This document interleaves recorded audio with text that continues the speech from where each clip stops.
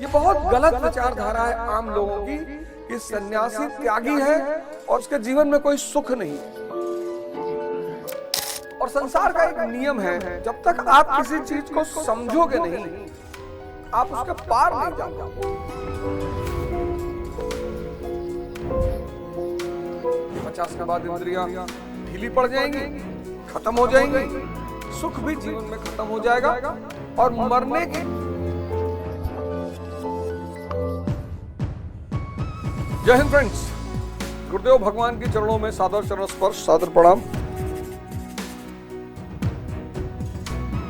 इस पथ पर चलने की सबसे बड़ी चुनौती ये है, सबसे बड़ी, जो श्लोक 12 में मैंने आपको समझाया। इस पाथ पर चलने की सबसे बड़ी चुनौती है सुख को समझना।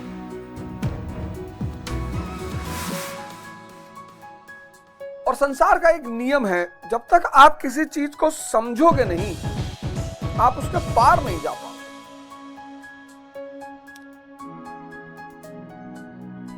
द्वितीय अध्याय का जो 12वां श्लोक है, वो बड़ा क्रांतिकारी श्लोक है।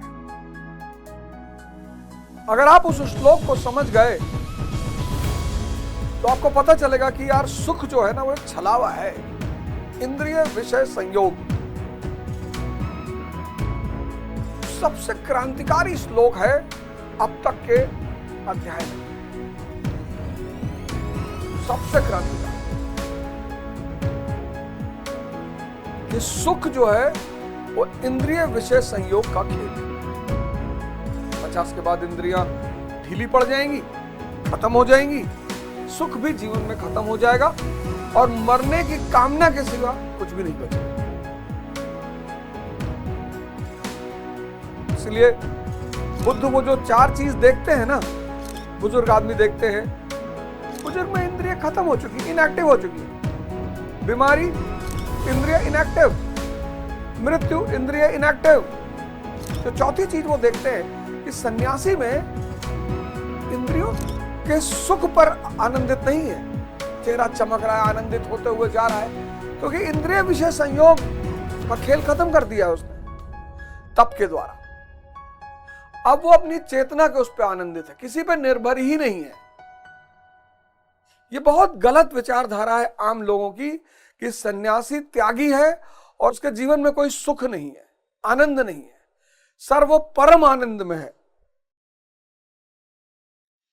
जिसने भी इंद्रिय विषय संयोग को तोड़कर चेतना से संबंध बना लिया, उसकी पर निर्भरता खत्म हो गई। सुख के लिए दूसरों पर निर्भरता, हम सब सुख के लिए दूसरों पर निर्भर हैं।